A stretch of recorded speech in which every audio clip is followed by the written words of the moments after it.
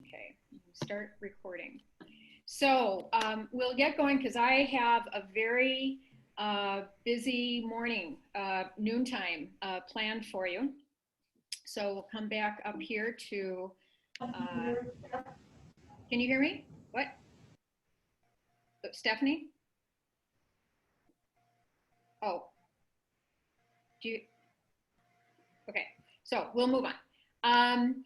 And as I mentioned, this is so what we're doing with our conversations this morning are this is all in preparation for our September 25th workshop. And let me come back to my original. I'm going to stop sharing here. So as I mentioned in the message to you the other day, and from what you've received from Linda, the whole purpose of our meeting this week on Tuesday, Wednesday, and Thursday, Tuesday, Wednesday, and Friday, these are pre-workshop conversations. So our workshop on September 25th is going to be a day-long workshop, or we'll call a 6 or 7 hour time period a day.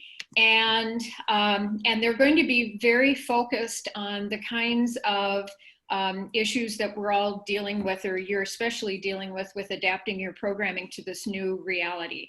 And so, because even though it sounds like a long time, having a day together, it will go by really, really fast, and we have a lot to cover in that day. And so what I'd like to do this week is to gather so that we can, in each of our 3 days, focus on a particular topic that we'll then be covering on September 25th, so that our time together is truly a workshop, and it is getting at the topics and the resources and the skills that are most meaningful and needed for you.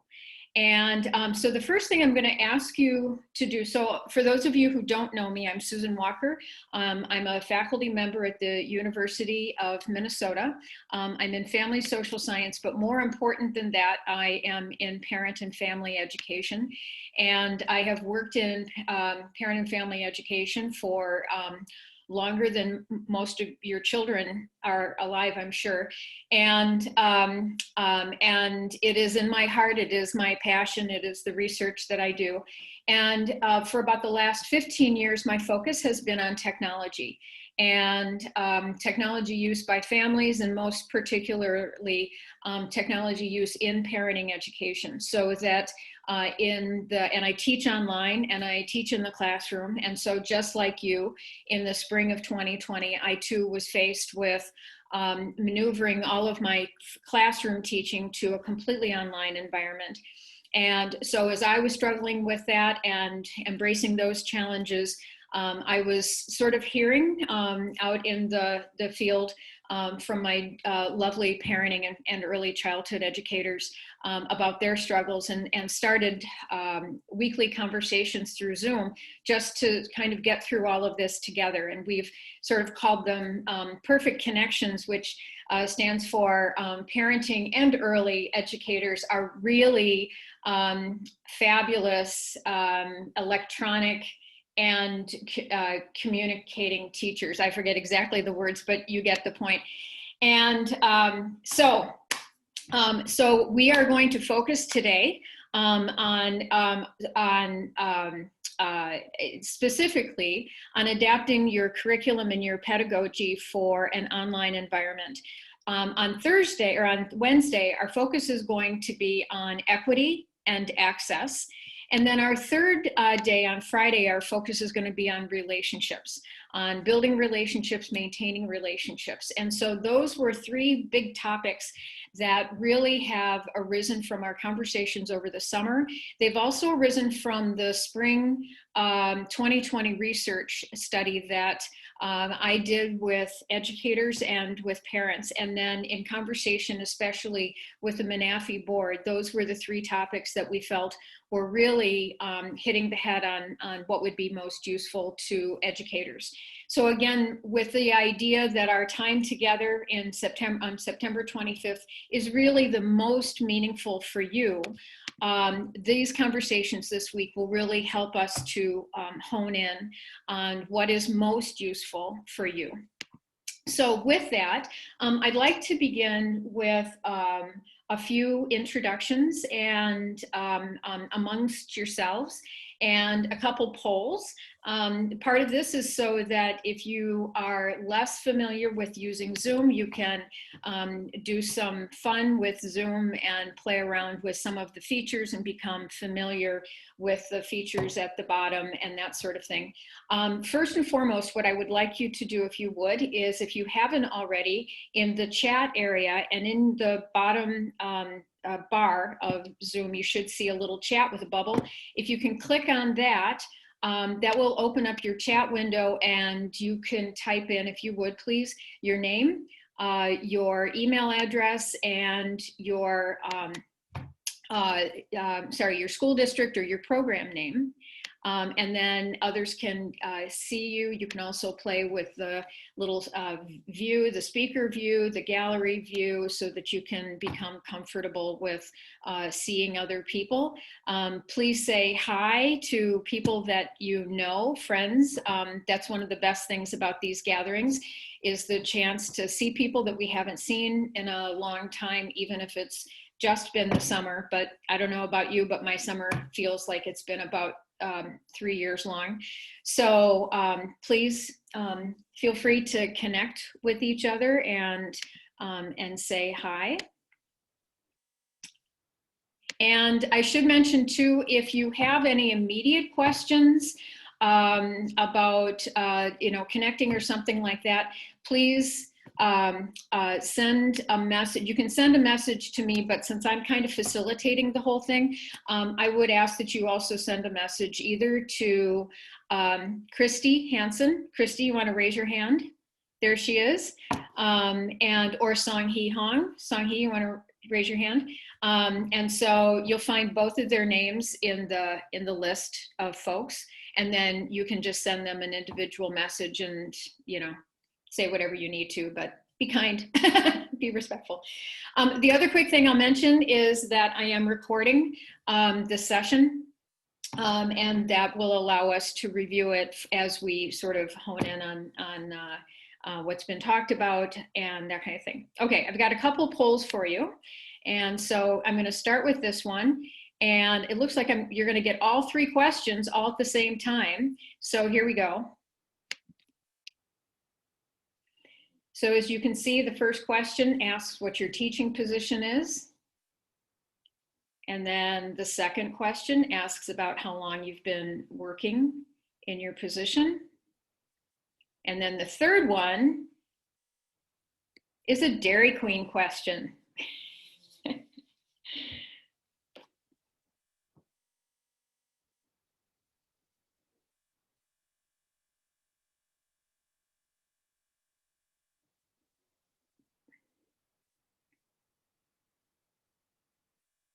And since I'm not only doing this presentation / facilitation, I'm also a teacher.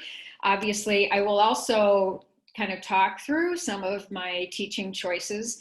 So I like to use polls at the beginning of Zoom sessions, especially kind of the first time out.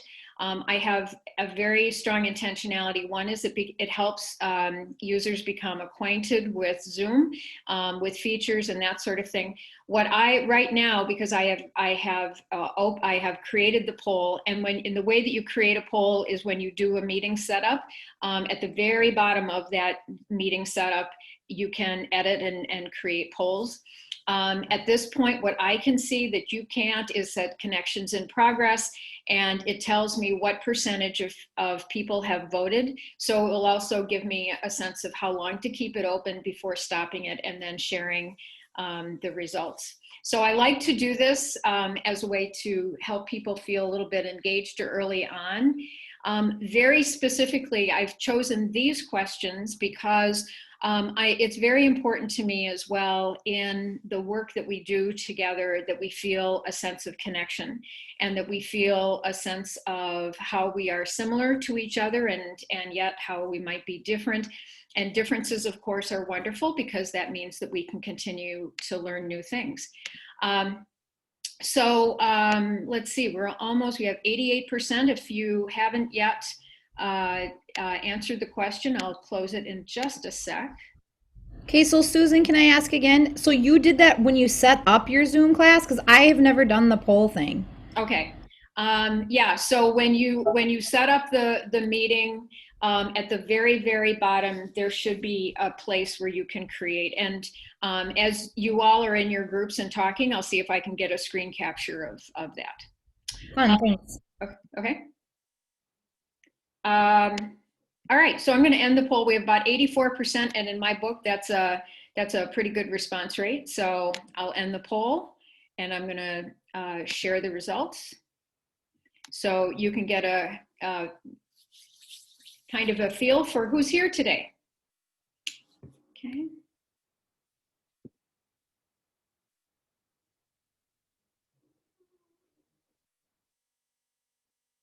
Oh, and let's see our Dairy Queen question.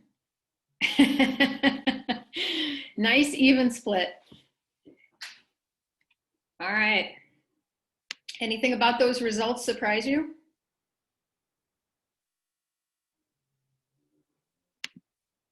Okay, so how do you see all of them? I could only see the first section. okay, so I'm scrolling through, and this is helpful to me. If so, you can see teaching position. Okay. Oh, what is Julie saying here? You might need to and other categories. So you guys can only, okay, well, this is helpful. I apologize. So you cannot see the results to question 2 or 3? Yeah, I can. I just scrolled down on my Mac on the actual document. Okay. And are you all still seeing the results? Because I don't even see them anymore. No, So do I have control over that, or does someone else? You have control over that, I think, because I can scroll too and I can still see it. So it must get hidden somehow. Okay. Good. So that's something for you to play around with, Christine. Yeah? Sure. Okay. So scrolling. And some of these features too also have in the very upper left-hand corner in the boxes, the little hashes in yellow and then the little X's that maybe will allow you to expand a view or to reduce it or to close the window altogether. Since really what these items like this are pop-ups, right? So, good. So we have a really wonderful diversity here today. So I think our conversations are going to be great. So for about the next 10 minutes, I'm just going to set the stage about our conversation for today. And then what the plan is, I'm going to share a little bit of background kind of to help you get an idea about how we got to this topic. And then I'm going to ask you to go into small breakout rooms and I'll randomly assign you based on, so we have 48 people so far, and there is a Google Doc, and I'll share that link to the Google Doc so that then together you can jointly have a conversation about what you feel that your needs are and what resources you might be needing as you move ahead. Okay. All right. So I'm going to go back to my screen here to share it and go to presenter view slideshow. Okay. And oh, get out of that. Okay. All right. So I'm going to share my screen, and there we go. Okay, so and you all can see my screen, yes? Yes. Okay, good. So again, for today's topic, we're focusing on what is it that we need to continue successfully to continue successfully, oh, sorry, I rewrote that seconds ago and my wording is completely off, but you get the point. What is it that we need to continue to successfully adapt our teaching to new realities? So in the spring of 2020, we all have experienced these dramatic changes in how we teach. And this was, for most of us, very challenging. And again, I'm going to refer as I move ahead to the results of a survey that we did with parenting and early childhood educators last spring. But overall, when we looked at what everybody talked about, right, we just got this tremendous sense that good or bad, still it was challenging. Yet, the one thing I want us all to keep in mind is that we are professionals. We are professional educators. We've been doing what we've been doing for a long time, obviously for varying amounts of time, depending on who we are, but we have been prepared and trained, and we can hit the ground running. And I love this word that Linda Darling-Hammond, who is a professor of teacher education at Stanford University, uses, called adaptive experts. So to merely be an expert is to continue doing what you do over and over and over, and you get really good at kind of doing the same thing and knowing more about your content as teachers, knowing how to deliver that content, knowing your audience, and doing all of that. But what we've really been challenged to do is to become adaptive experts, to be able to apply our expertise in teaching, in curriculum design, in meeting our parents' needs, meeting children's needs in a new environment. And that's what we are. And so our conversation today is based on what we have learned and what we see in front of us. What resources and skills do we need to move ahead? So, sorry. My PowerPoint is not behaving for me very well. Okay, view. All right, I'm just going to go to presenter view here. No, sorry. This is the humility part of the presentation. So. No problem. Yeah. No worries. All right. We've all been there. Yeah, I know. All right. So from current slide, we are presenting. We are presenting. Okay. So just very briefly, as a reminder, back in spring of 2020, I put out a survey to in most networks I could find. And I heard from 104 of you. This is the breakdown between parenting educators, early childhood teachers. And the other nice thing was we did hear from people all over the state, obviously many more in the metro area. That's the way these things go, but it was a nice diversity from around the state.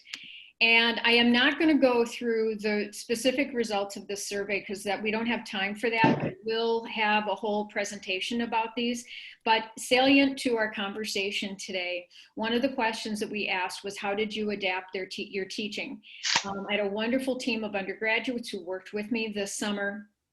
And so we did a lot of concept mapping and that kind of thing. And basically, I think it comes down to, how didn't you adapt your teaching, right? I mean, when we look across the board, people adapted the delivery of their teaching, obviously through virtual means, through creating packets, from doing drive-bys, from having shorter classes, longer classes, hybrid classes, as they could, by changing the timing of their classes, the number, the way that they outreach to a variety of families, and most especially, you used a variety of new technologies. And when we asked what helped you succeed, I think it might be interesting for you to see that one of the biggest factors that was successful for educators was the support that you received from each other, the support that you got from coworkers, from your workplaces. Also, you're pretty darn resilient, and your attitudes were very, very positive. You felt really, promoted and pushed by your parents. And then also the kinds of technology access that you had gotten from your school districts. This just shows you the variety of different types of technologies when we asked about that. But I will say that video conferencing and email were two of the technologies that you use that that a lot of people used and you found to be really valuable. In other cases, and if you look over here on learning management systems, not a lot of people use those. And by this, I mean like a Canvas or a Moodle or Schoology or something like that. A lot of you maybe didn't use them. But for those of you who did, you really did find them to be pretty darn valuable. So you were really pushed with a variety. And this fancy model just basically is the way that I characterize kind of what we learned. So doing good teaching and fostering relationships is what we do in our regular work, right? But you made all of these adaptations and you use new technologies. And yet when we asked what you could have needed, one of the big things was a lot more resources. Right? So the two big takeaways were this was really challenging for educators and you needed more resources. You needed better training, more training. This was all new, or different devices, or maybe coordinated planning, or maybe more connections with other people if you were in a smaller school district. And you especially felt the resource needs for parents, parents who didn't have access to certain technologies, and especially for yourselves. And then as I asked you to look ahead, the two big differences was that you were all very, very well aware that to move ahead in your programming, what was needed was that whatever would happen needed to be safe for you and for families, and above all else, and I will tell you this is the key word at our university as well, is flexibility.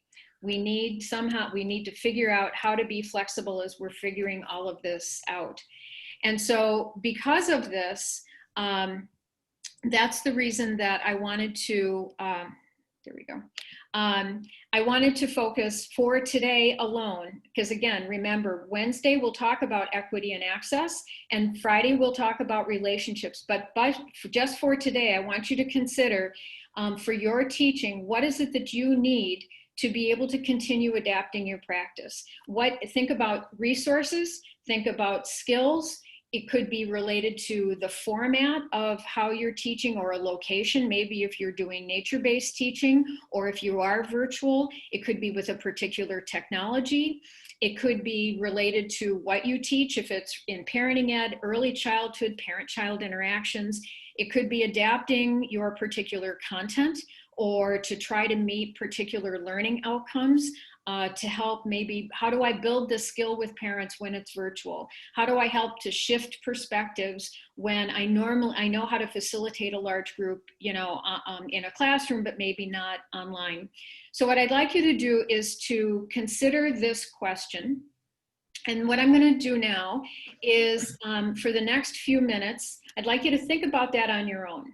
Because then what I'll do is I'm going to divide you into groups, and but I want you to think about this first, because then in your groups you'll have an opportunity to talk with other people and hear from each other about, again, as you think about the curriculum, your instruction, you think about format, location, technology, adapting, what is it that is most needed? And again, our purpose for doing this is so that we jointly today can come together and share what our interests are, so that then for the workshop in September, we can really hone into that and make it be the most useful to the greatest number of people, okay?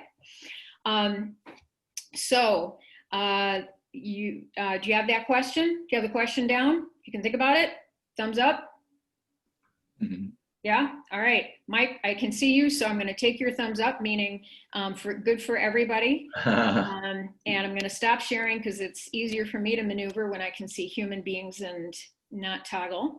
All right, so please think for the next few minutes about what your needs are. How wonderful is that, right? We're usually meeting other people's needs. So for the next few minutes, please think about your needs, and I'm going to put you into groups. And those of you who I know, I know better, I'm probably going to make you a group leader. Meanwhile, too, let me put down our Google link for our Google Doc. And so you have that, and you can open that on your computers as well. And link, copy. Okay, you come back here, put that into the chat. Chat. Okay, so that's your Google Doc. All right, and now we are going to do the group thing. Okay, and we have 49. Let's do, there we go, we'll do 9 groups. Okay, and that looks good. Oh, and I'm going to rename this. First one will be the red group. And next breakout group is maroon. And who we have in there? Okay, Shelly.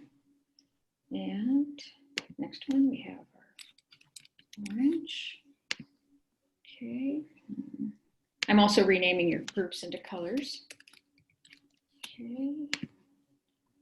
Julia, good. Okay. Breakout group 5 is gold.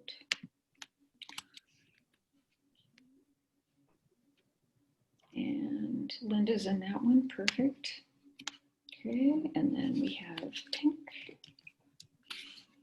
Okay. And Christy's in that one. And 7, we have green. Okay. And 8, we have lime. And 9, we have navy. Okay, and I think that's it. All right. You ready to go into your groups? Yep. Sure you are. Any questions before you go? So where's the Google Doc? Where do we find that at? So if you open the chat, Yes. you should see the link at the very bottom of chat. Maybe scroll all the way down. Okay. All right. And I will ask you to be in your groups until at least 12:45. I want to give you a good, say, 20 minutes for conversation, okay? But I'll give you a heads up. And let's see. So Heather, who's Heather? Anyway, so Shelly and anyway, I will contact each one of you because what I would like is for each one of the breakout groups to be recorded. And so I will send a message to each group member or lead to do that recording. But right now I'm going to open them, and all you have to do is say join.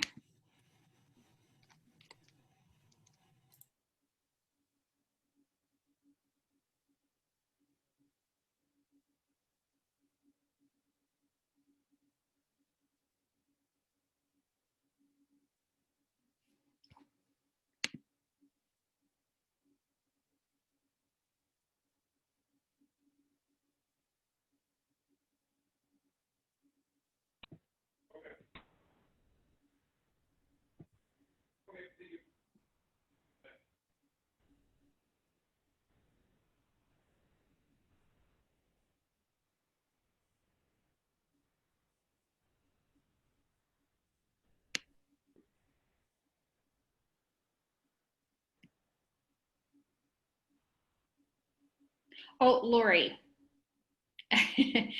Lori, you just joined us, so I'm going to put you in a group. Where is she?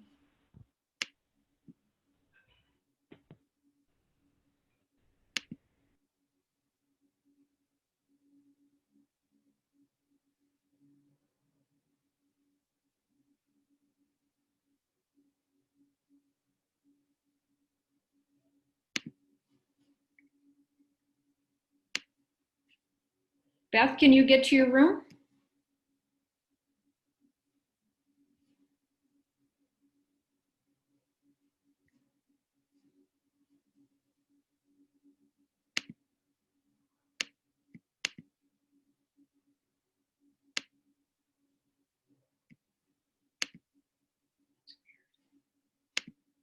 Here we go.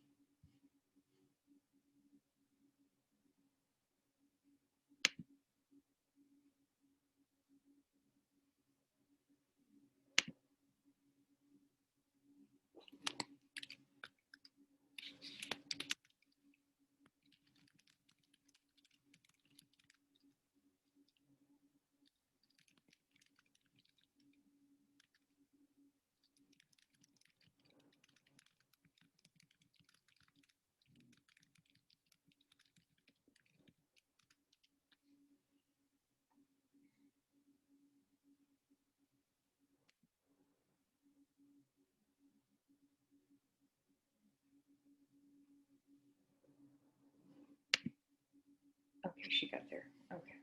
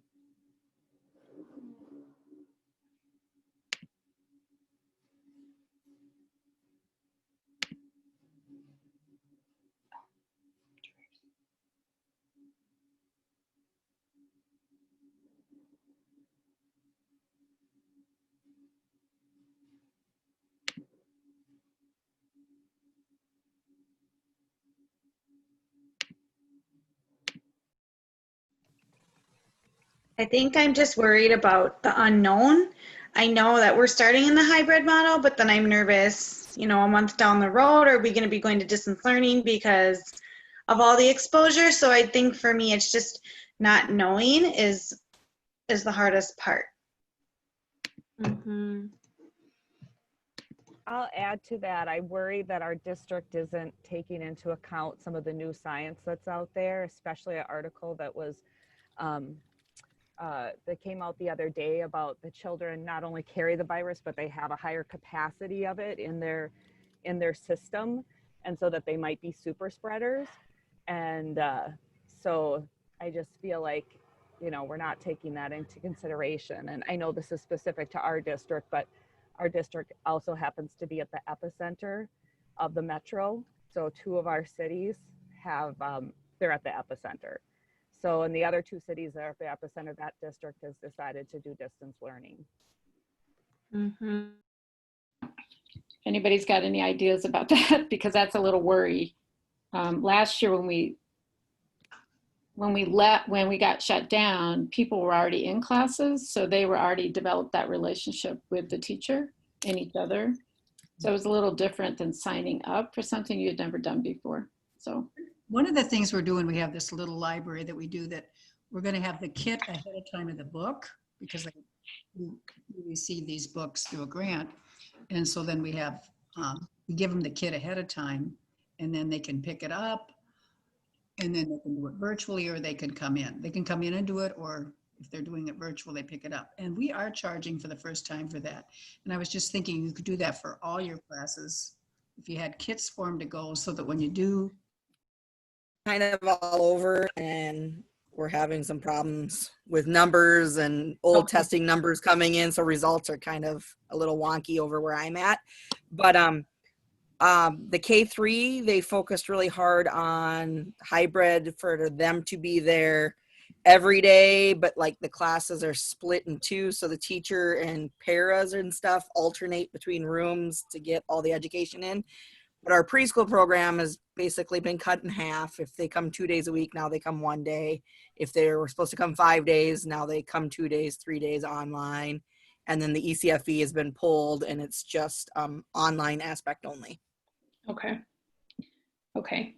So, so when we think about all those different, we have lots of different models. So we have going back fully, we have the hybrid, and we have it all, and going back online.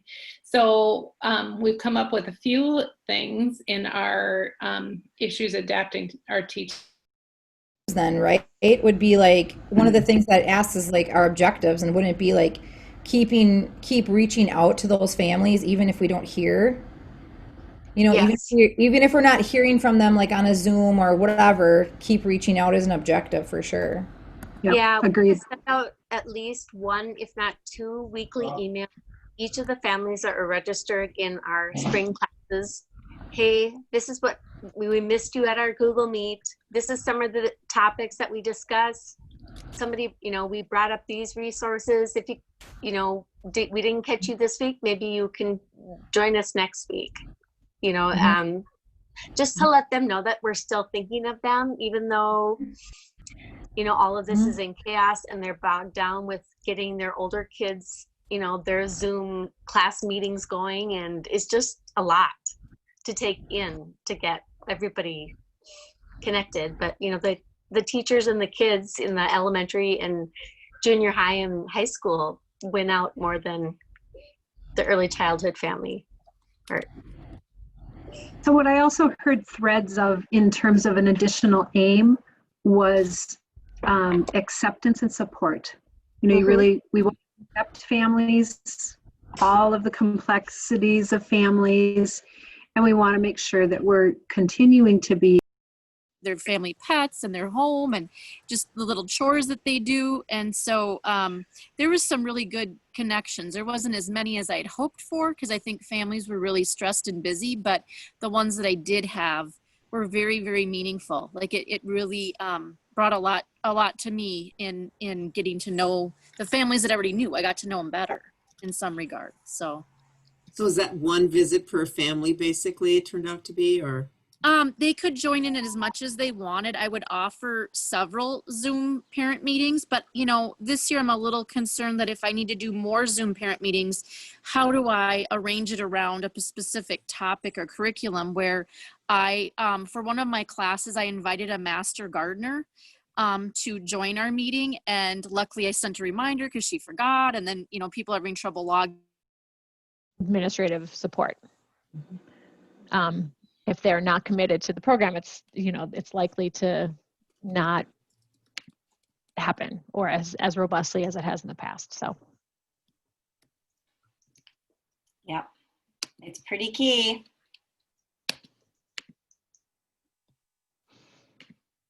I kind of wrote down that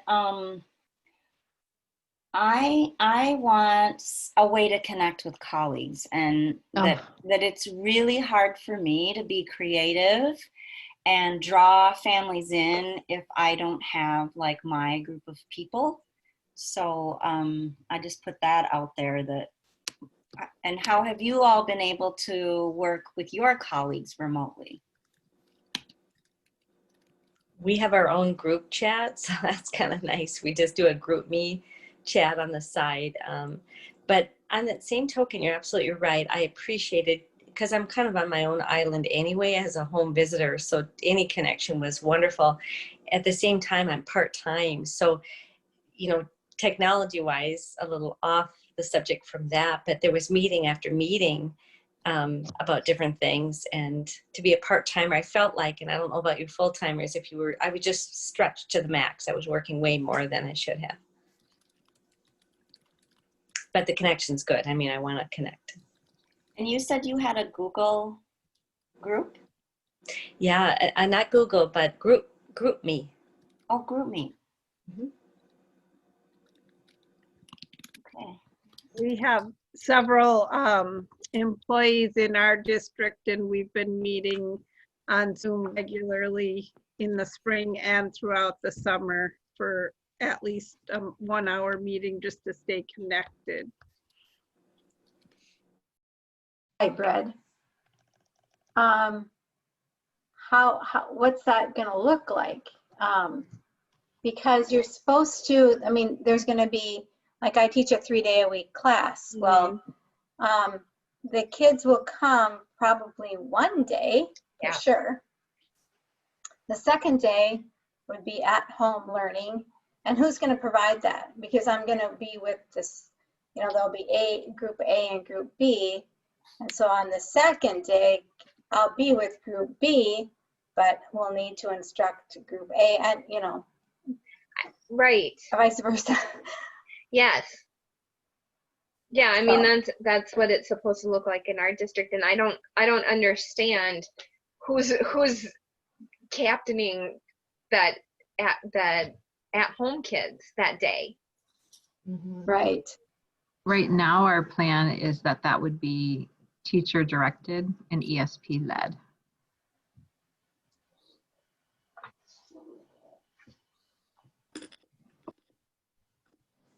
What is ESP? What is that?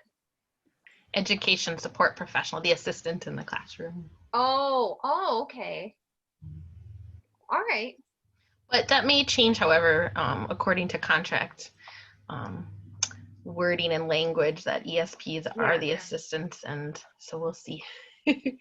Right. If that changes, if I know that the union really wants the teachers to do the teacher work and the ESPs to do the ESP work, so we'll see what that looks like. I know there's a lot happening in our district with regards to that right now. A lot of changes.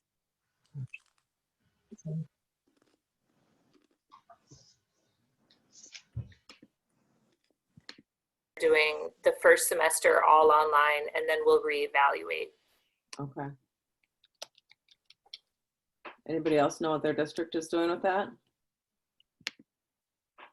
I think in the spring, they refunded money for classes that ended up being online. But with the, and when they sent out the program catalog this year, they said if the classes do end up going online, then the tuition will remain the same. I don't know if they lowered it in for any of them. What do you think, Sue? It was real unclear. I know if it's online, it's going to change the fee, but I don't know for sure what that is. Yeah. Okay. Thank you.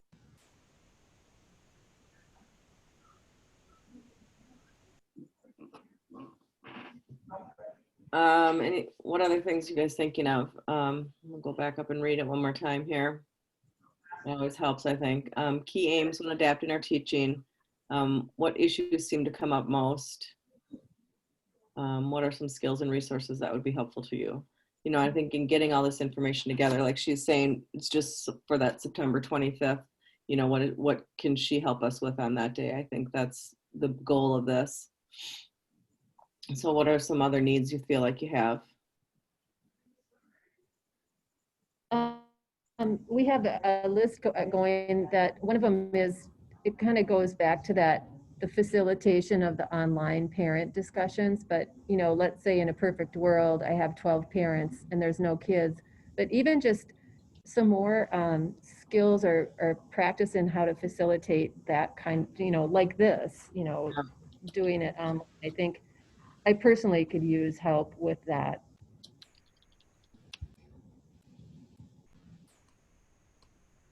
I also, with COVID and there's new issues coming up for parents that we're trying to help support them through these new things that are happening, and so maybe a little bit of content support too on what are some of those main topics and struggles that parents that are new to parenting, and how we can support them in that.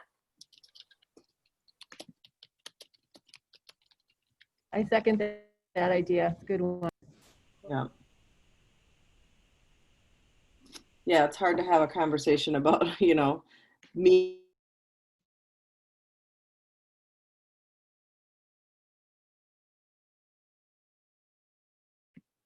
How did I?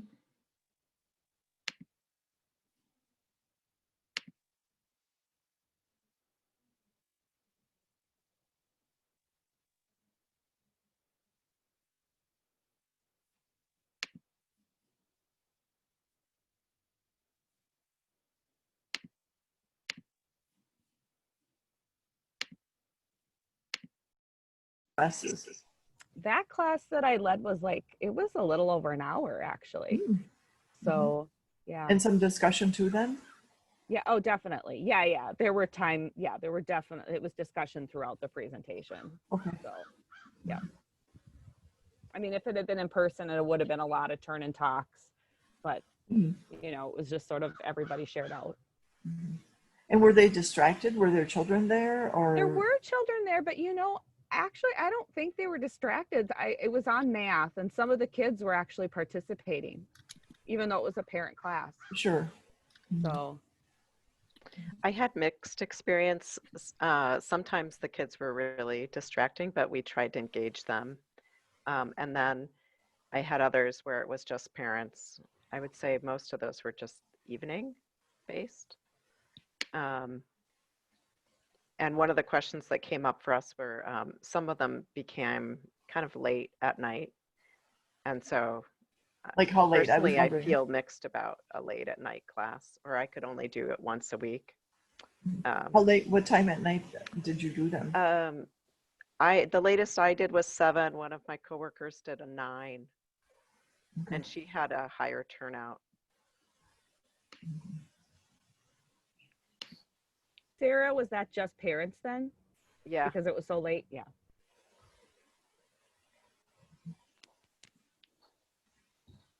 Great.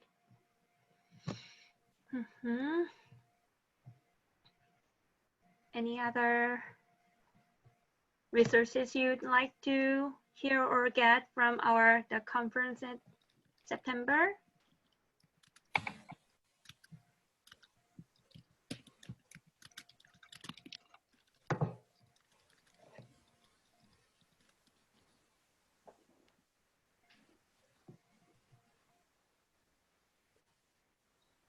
Sung-hee, maybe because you're Korean, you could teach us all how to successfully handle a pandemic.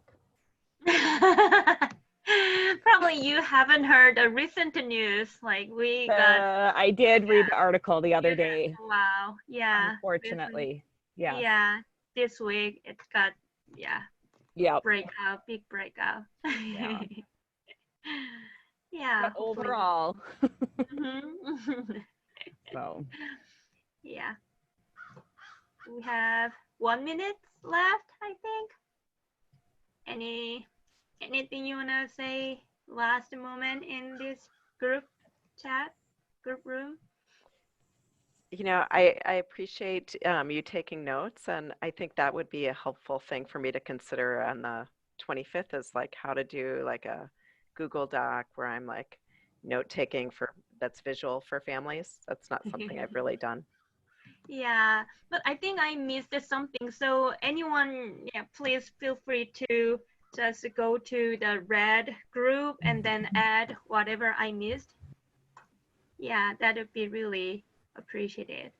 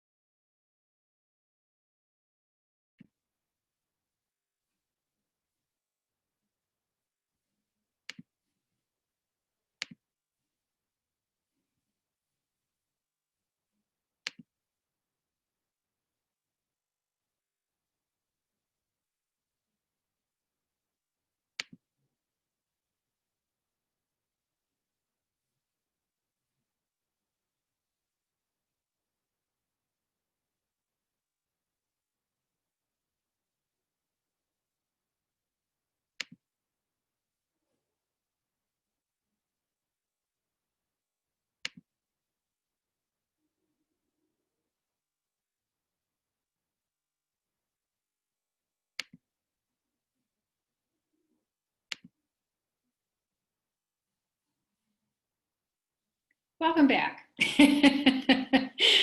I look a little flummoxed because you were all on mute and somehow I made that happen. And now I'm not used to doing that. But you all have ability to unmute yourself. So Sarah Hardy, you're my guinea pig. Unmute yourself, please. Show me you can do it. Yes. Okay, good. All right, good. So how were your conversations? Let's do the little reaction. There's a little reaction button down in the little bar at the very bottom. And you can applaud, you can thumbs up, you can give me a little heart. You can laugh, you can party. Yeah? Good, good. Let me scroll to the second screen. I do not see this little bar. Where is this little bar? I see share, chat, and participants. Is it just my computer? You should see it. If you maybe, does everybody have it at the bottom? Top? Bottom. Bottom? Sometimes you don't see them all unless you're in full screen too. Yeah, and sometimes you need to bring your cursor all the way down for things to appear. So it's down there. I don't know. Yeah, well, again, that's another advantage of our doing this Monday, Wednesday, and Friday of this week is by the end of Friday, you'll be Zoom experts. Well, as I popped into your various conversations, they were active and lively. And so in our remaining time, what I'd like to do is I will share my screen so that, and I know you all have access to the Google Doc, but I will take a look. We'll jointly take a look at some of the things that we wrote on our Google Doc together. And okay, so you had the question. And so one thing I'll note is as a result of our meeting today, I will be reviewing these, and folks who are on the MNAFEE committee for the September 25th meeting will be reviewing them as well, so we can see some synergy. In general, as we are looking at these together, was there anything that came up from your conversations that you really felt was like, yes, this is something we all really need to develop skill around, or these are resources that we really would like?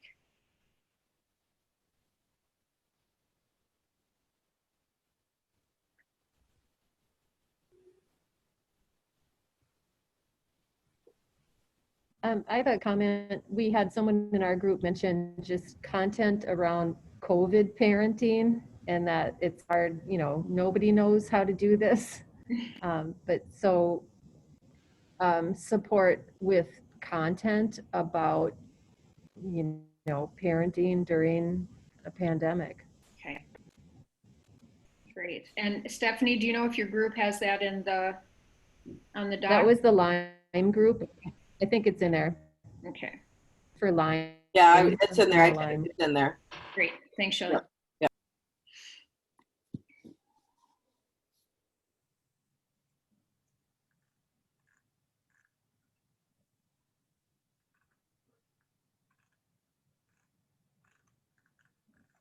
A couple clarification questions then too. So gold, I see share a list of experts. Is that just general experts from your community, or is that experts on particular topics? That was local. Sorry, I was trying to just type so much. Everybody has such great ideas. That that was local experts and like public health nurses and that kind of thing. Those sorts of experts. Okay, great. Not technology, more content. Yep. Okay.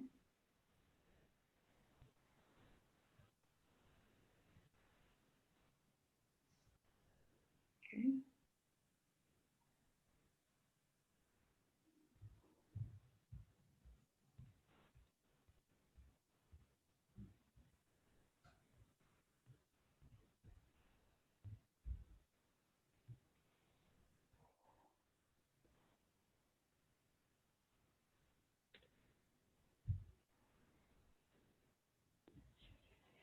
One question I have about training in technology relates to the technology that your school district provides. Something I've often heard has been, I would like to use X, but my school district is using Y. So this is for the Maroon group or for others that mentioned about training with technology. Does this relate to specific devices, or like your mobile phone, using a laptop, using an iPad? Does this relate to a particular software? Does this relate to video conferencing? I'm just curious when you say training with technology.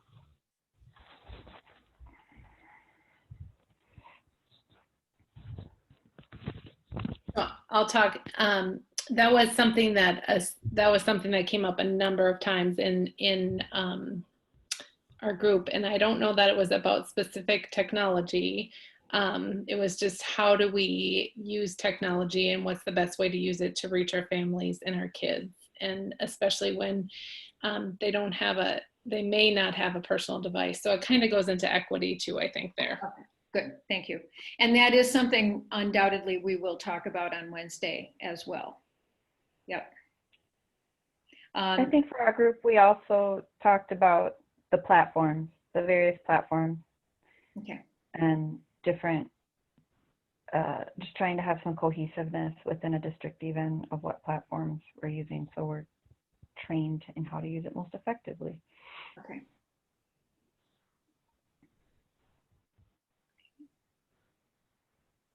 Good.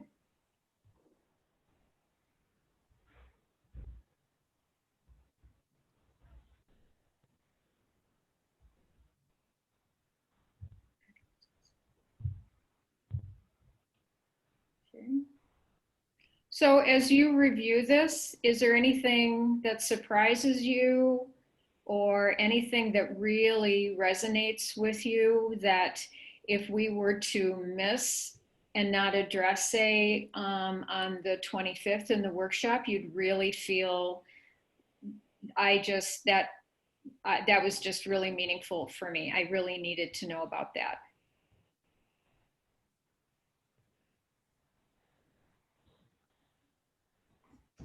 One comment that someone made from a greater Minnesota area was like having two local, as you said before, experts, but she mentioned the WIC person and the librarian because they were the community librarian because they were located in the same center. And I thought that might be an interest level for parents once in a while about what other opportunities are in the community, rather than always having the staff person, certainly on it and introducing, but short blips from, our library is doing online story hours, and we're working with them to make sure that families have access to a variety of things. So I think that that's really something I didn't think about because I was so worried about everybody being able to do it on their own. Mm-hmm. Okay. And in a way, you know, our current situation almost makes that a little easier, because if people can log in from their own offices, and if their office is 20 or 30 miles away, or from a library or something like that, they can be present and in a room in ways that they might not have been able to if it was face-to-face. Good. Okay, I'm going to stop sharing so I can see you all. So you have access to this doc. Feel free to bookmark it if you'd like. Our plan is that we're going to continue using this same link, and then we'll use this again for our Wednesday conversation and our Friday conversation. So all in one document, we'll have the collective thoughts. If you have something really burning that didn't get added, that you think of, you're working on the on your elliptical or something, and it comes to you, feel free to go back to the Google Doc and bold it or underline it or add a comment. That's the wonderful thing about collaborative living docs, is that we can continue to refer to them. So that brings us to 1 o'clock, and especially for those of you, if you're on your lunch hour and you're wedging this in, I'm going to bring closure to this and really appreciate all of your attention today and participation. And if any of you have recorded your little small groups, please just email me those MP4 files so we can kind of pull them all together. But before we close, are there any final thoughts or comments that anyone would like to add?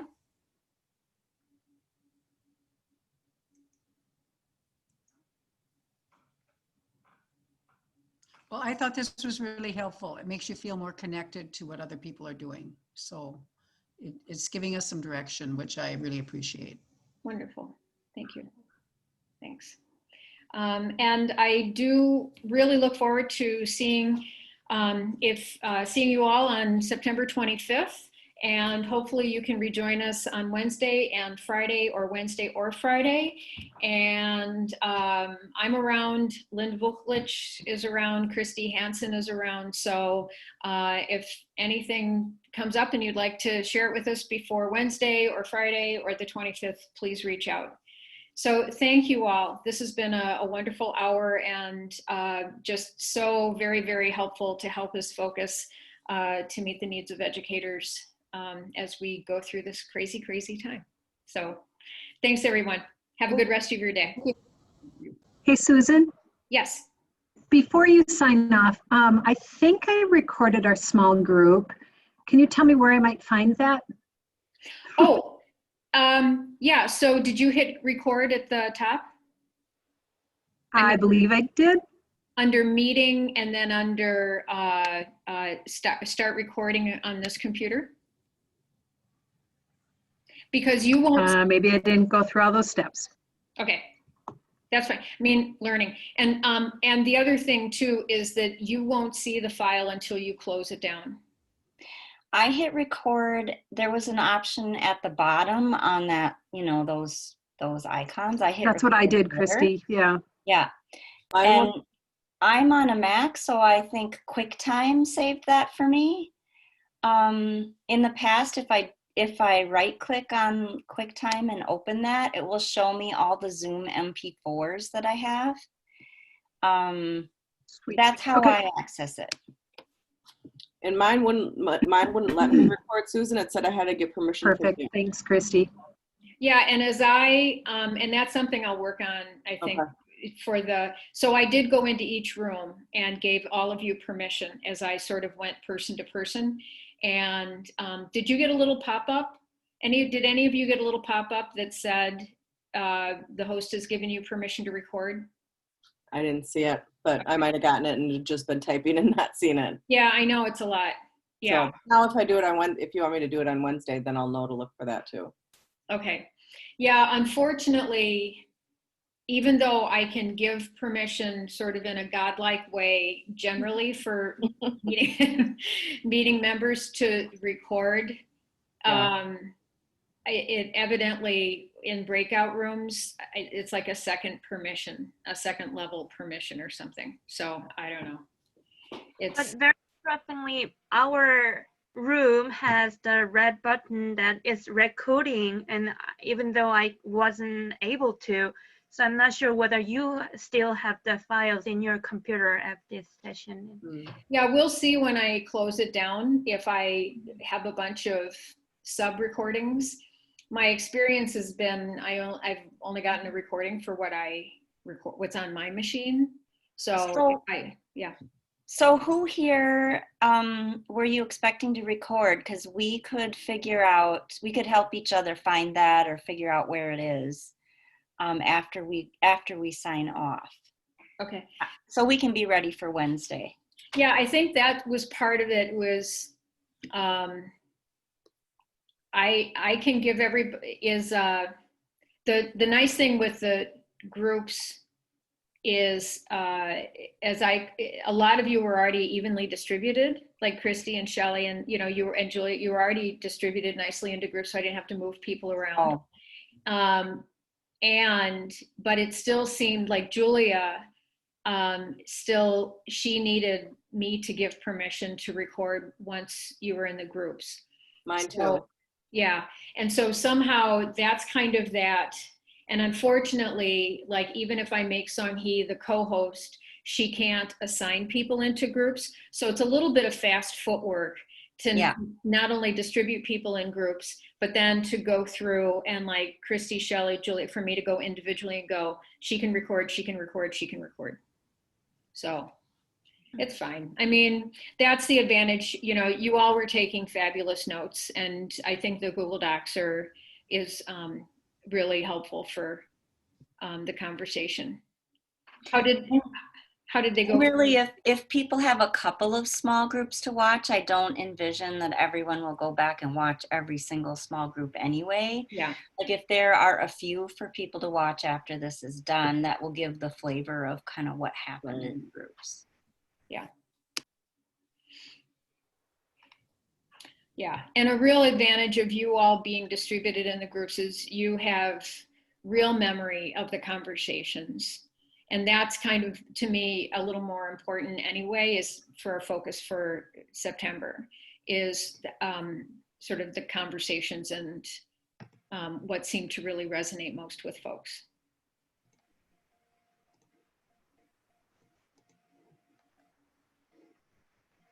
Bye, everyone. I have to go. Bye, Christy. Bye. Nice one. Okay, so if any of you, Shelley, so you'll be there Wednesday? Yeah, I didn't know what my work schedule would be yet, but I can do Wednesday and Friday if you want. Just up to you. Great. That's great if you can be there. Yep.